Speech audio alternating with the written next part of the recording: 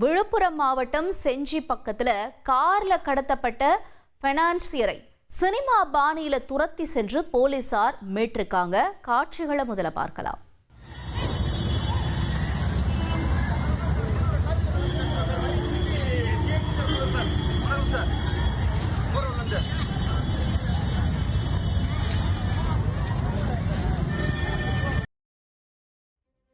விழுப்புரம் மாவட்டம் வளத்தியில ஃபைனான்ஸ் தொழில் செஞ்சுட்டு வர்றவர் சிவா.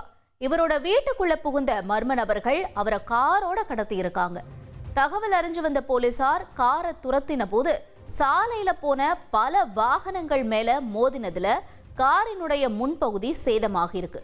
போலீசார் விடாம துரத்தி வரவே கடத்திய காரோட சிவாவை விட்டுட்டு கடத்தல்காரர்கள் தப்பி இருக்காங்க. சினிமாவை வென்ற இந்த சம்பவத்துல தொடர்புடைய நபர்களை 3 தனிப்படைகள் அமைச்சு போலீசார் தேடிட்டு வராங்க.